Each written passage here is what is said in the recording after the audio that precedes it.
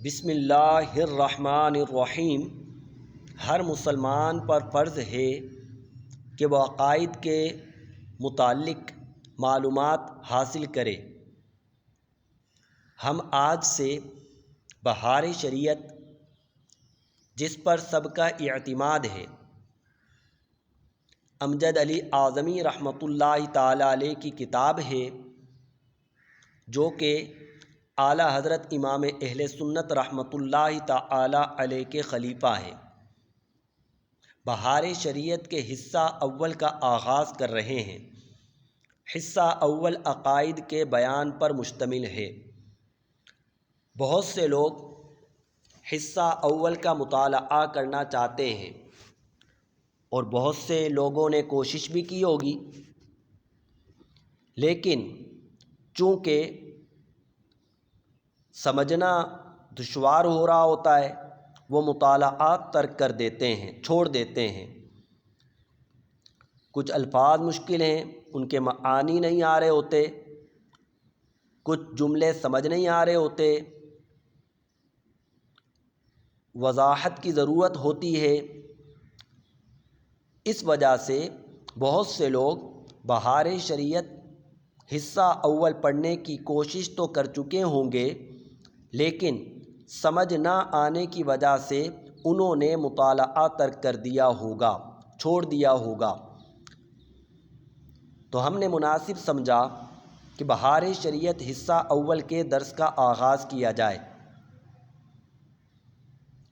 اور انداز بیان کو بالکل سہل اور آسان رکھا جائے، تاکہ سامعین بآسانی عقائد سیکھ سکیں۔ جن احباب کے پاس بہار شریعت موجود ہے تو اچھی بات ہے، اور اگر بہار شریعت موجود نہیں ہے تو نیٹ پر موجود ہے، آپ سرچ کر سکتے ہیں۔ آ جائیے کتاب کا آغاز کرتے ہیں۔ اس کا پہلا چیپٹر اللہ تبارک و تعالیٰ کے متعلق ایک مسلمان کے کیا عقائد و نظریات ہونے چاہیے، اس پر مشتمل ہے۔ عقیدہ نمبر 1، اللہ ایک ہے، کوئی اس کا شریک نہیں، نہ ذات میں، نہ صفات میں، نہ افعال میں، نہ احکام میں، نہ اسماء میں، یعنی کسی اعتبار سے اس کا کوئی شریک نہیں ہے۔ آ جائیے اس کی وضاحت سنتے ہیں۔ کوئی اس کا شریک نہیں، نہ ذات میں، ذات میں اس کا کوئی شریک نہیں۔ ذات میں شریک نہ ہونے سے مراد یہ ہے کہ جیسے بہت سے لوگ 2 خداؤں کے قائل ہیں، کچھ 3 خداؤں کے، کچھ تو سینکڑوں خداؤں کے قائل ہیں۔ اسلامی عقیدے کے مطابق ذات میں اس کا کوئی شریک نہیں، وہ ایک ہے۔ آگے فرمایا، کوئی اس کا شریک نہیں، نہ ذات میں، نہ صفات میں، صفات میں بھی کوئی اس کا شریک نہیں ہے۔ کچھ صفات ایسی ہیں جو اللہ تبارک و تعالیٰ نے بندوں کو عطا فرمائی ہیں اور اللہ تبارک و تعالیٰ کے پاس بھی موجود ہیں، جیسا کہ اللہ بھی جاننے والا، ہم بھی جاننے والے، اللہ بھی دیکھنے والا، ہم بھی دیکھنے والے۔ لیکن اللہ تبارک و تعالیٰ کی صفات اور ہماری صفات میں فرق ہے۔ 4 فرق ہیں۔ نمبر 1، اللہ تعالیٰ کی صفات ذاتی ہیں، اس سے خود حاصل ہیں، کسی نے نہیں دی، جبکہ ہماری صفات عطائی ہیں، اللہ کی دی ہوئی ہیں۔ دوسرا فرق، اللہ کی تمام صفات ہمیشہ سے ہیں، جبکہ ہماری صفات ہمیشہ سے نہیں ہیں۔ جب ہم ہمیشہ سے نہیں تو ہماری صفات ہمیشہ سے کیسے ہو سکتی ہیں؟ تیسرا فرق، اس کی تمام صفات ہمیشہ رہیں گی، وہ ہمیشہ اپنی تمام صفات کے ساتھ متصف رہے گا، یہ لازمی ہے، جبکہ ہمارے ساتھ ایسا نہیں کہ ہماری ہر صفت ہمیشہ رہے گی، ہم ہمیشہ نہیں رہیں گے تو ہماری صفت تو ہمارے ساتھ قائم ہے نا۔ تو یہ تیسرا فرق۔ چوتھا فرق، اللہ کی تمام صفات لامحدود ہیں، ہماری صفات محدود ہیں۔ جیسے اللہ بھی دیکھتا ہے، ہم بھی دیکھتے ہیں، لیکن ہمارا دیکھنا محدود، اللہ کا دیکھنا لامحدود۔ ہم بھی جانتے، اللہ بھی جاننے والا، لیکن ہمارا جاننا محدود، اللہ کا جاننا لامحدود۔ تو یہ چار فرق ہوئے۔ اللہ کی تمام صفات ذاتی ہیں، ہمیشہ سے ہیں، ہمیشہ رہیں گی، اور اس کی تمام صفات لامحدود ہیں۔ یہ چار فرق ہیں۔ آ جائیے آگے وضاحت سنتے ہیں۔ کوئی اس کا شریک نہیں، نہ ذات میں، نہ صفات میں، نہ افعال میں۔ افعال یہ فعل کی جمع ہے۔ فعل کہتے ہیں کام کو، کاموں میں بھی اس کا کوئی شریک نہیں، یعنی اس کا کوئی مددگار نہیں، اس کا کوئی معاون نہیں، کیونکہ اس کو تو معاون اور مددگار کی ضرورت نہیں ہے۔ کوئی اس کا شریک نہیں، نہ ذات میں شریک ہے، نہ صفات میں، نہ افعال میں، نہ احکام میں۔ احکام میں بھی کوئی اس کا شریک نہیں ہے، وہی حکم صادر فرماتا ہے اور اسی کا حکم نافذ ہے۔ آگے فرمایا نہ اسماء میں، اسماء میں بھی اس کا کوئی شریک نہیں ہے۔ اسماء یہ اسم کی جمع ہے، اسم کا مطلب ہوتا ہے نام، نہ ناموں میں اس کا کوئی شریک ہے۔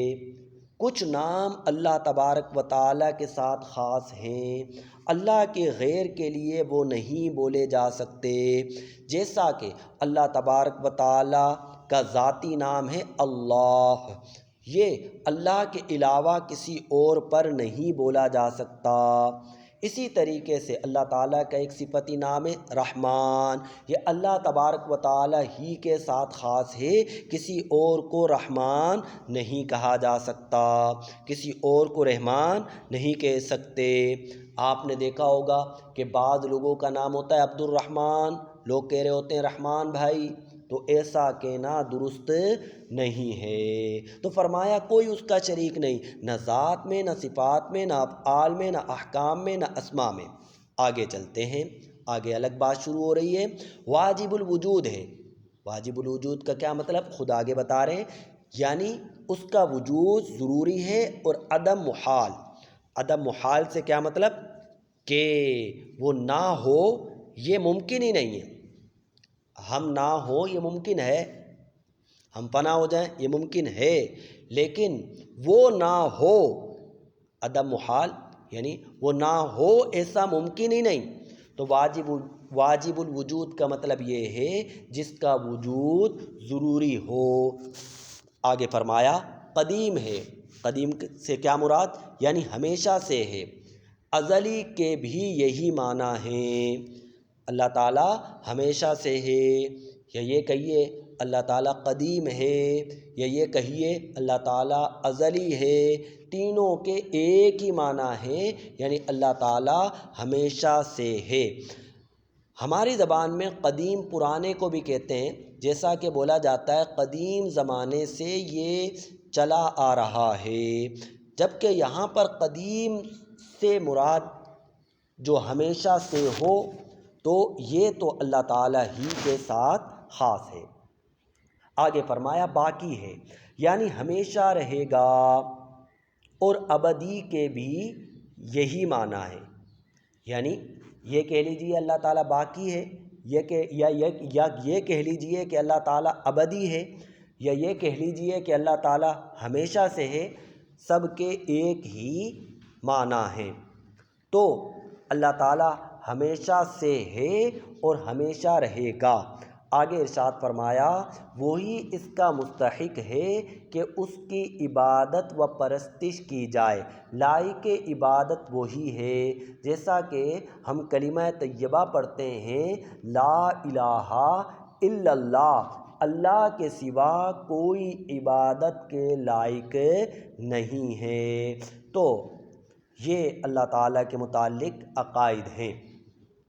اللہ تعالیٰ کی ذات میں کوئی شریک ٹھہرائے، صفات میں کوئی شریک ٹھہرائے یا افعال میں یا احکام میں ہیں، یا کوئی اللہ تعالیٰ کے سوا کسی کو واجب الوجود کہے، یا کوئی کہے کہ کسی کے لیے یہ کہے کہ وہ ہمیشہ سے ہے، یا یہ کہے کہ ہمیشہ رہے گا، یا کسی کو مستحق عبادت سمجھے، تو وہ بندہ دائرہ اسلام سے خارج ہے۔ دوسرا عقیدہ، وہ بے پرواہ ہے، کسی کا محتاج نہیں اور تمام جہان اس کا محتاج ہے۔ دیکھیے، انبیاء کرام ہوں چاہے اولیاء کرام ہوں، اللہ تعالیٰ نے انبیاء کو معجزات عطا فرمائے، انہیں طاقت دی، کوئی مردے زندہ کرتا ہے تو کوئی بیماروں کو شفا دیتا ہے۔ لیکن یاد رکھیے، انبیاء کرام ہوں، اولیاء کرام ہوں، یا فرشتے ہوں، یا کوئی ہو، وہ اللہ رب العزت کا محتاج ہے، وہ اللہ تعالیٰ کا محتاج ہے۔ آج ہم نے 2 عقائد سمجھے، 2 عقیدے سمجھے۔ انشاءاللہ کل سے تیسرے عقیدے کو سمجھنا شروع کریں گے۔ وآخر دعوانا ان الحمد للہ رب العالمین۔